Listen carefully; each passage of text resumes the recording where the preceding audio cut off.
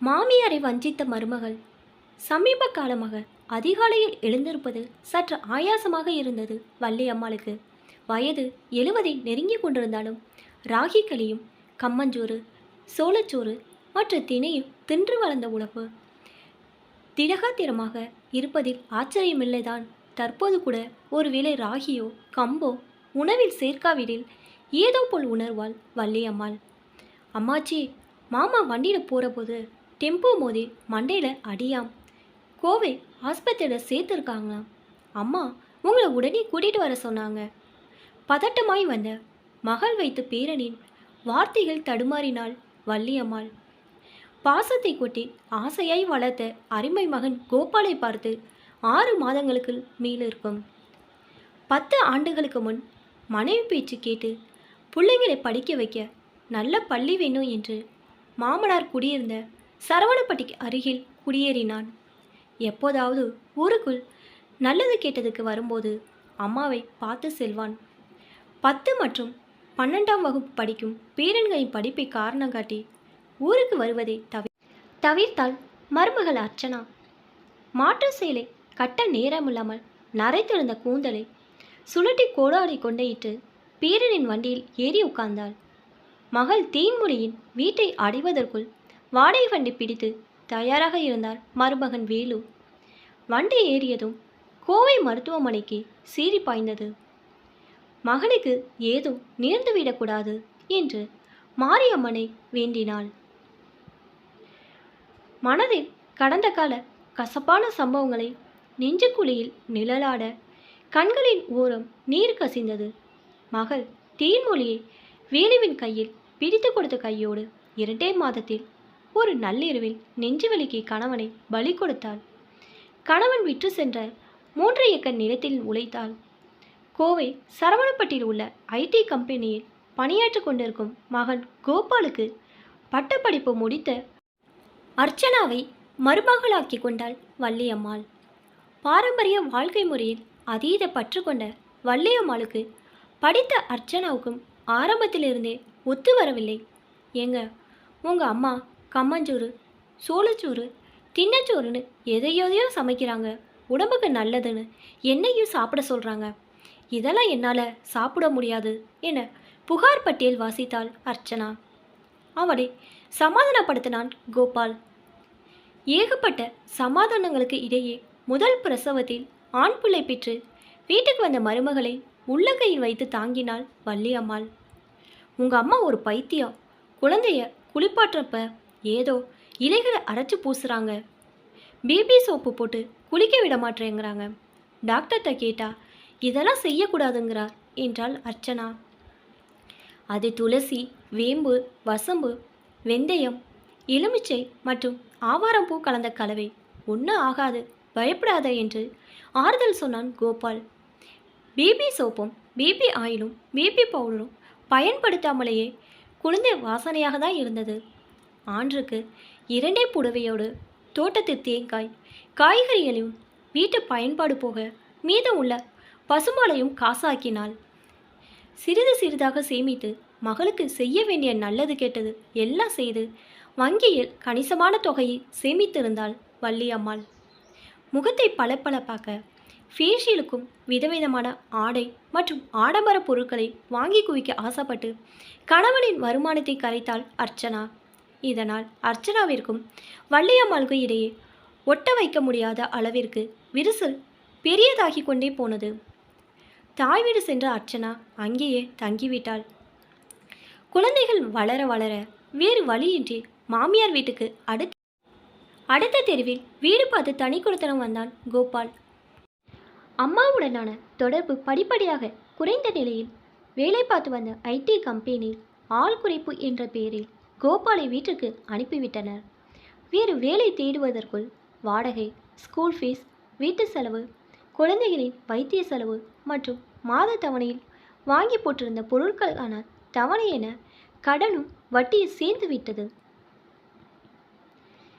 வள்ளியம்மாள் நிலத்தை விற்க பேச்சுவார்த்தை. மகன் மருமகள் கேட்ட பங்கு. எதுக்கு மாப்பிள்ள இத்தனை சிரமப்படுறீங்க?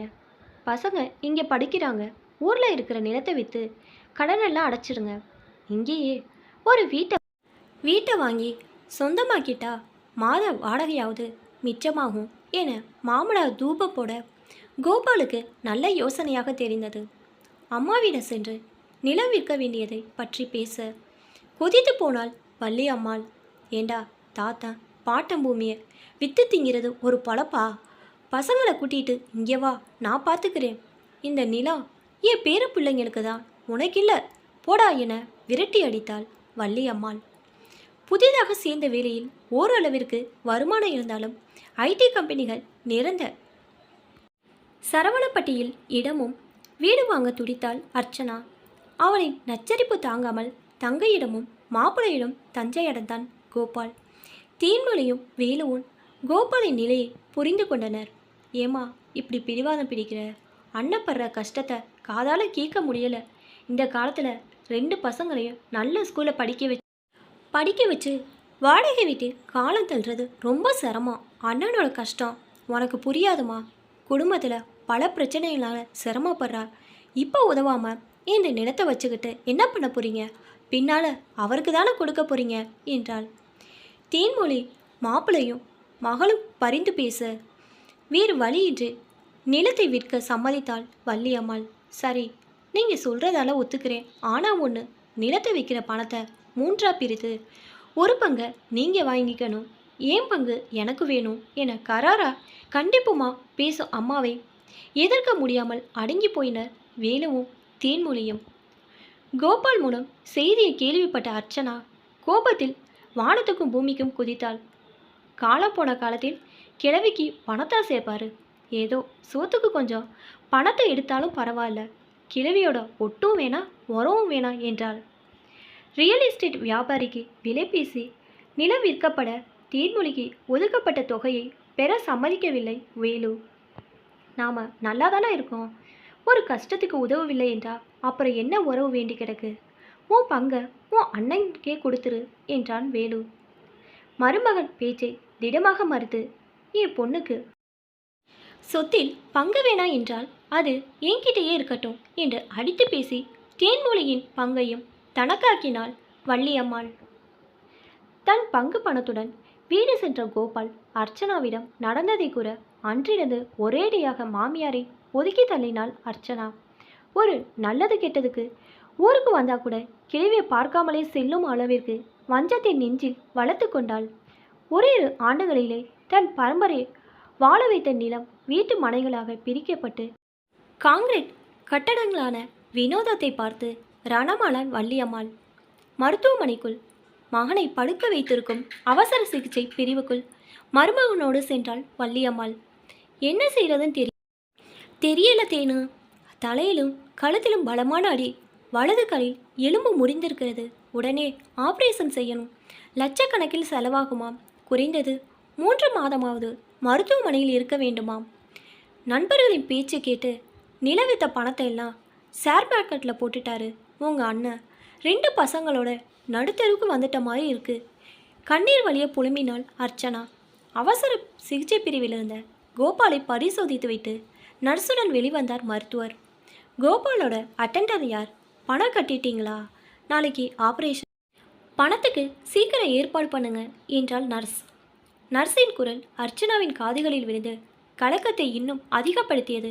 மருத்துவ சேவை என்ற பெயரில் பணக்கட்டுகளை பத்திரப்படுத்துவதிலே குறியாக இருக்கும் மனிதன் தொலைந்த நவீன மருத்துவத்துறையின் முகம் அர்ச்சனாவிற்கு அச்சமூட்டியது.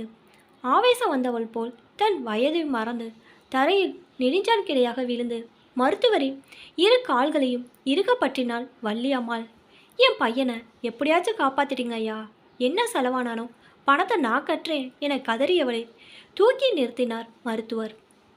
அவர் கண்களில் துளிர்த்த நீர். மருத்துவர்களிடம் இன்னும் மனிதாபிமானம் முற்றிலுமாக மரணித்து போகவில்லை என்பதை பறைசாற்றும் விதமாக இருந்தது.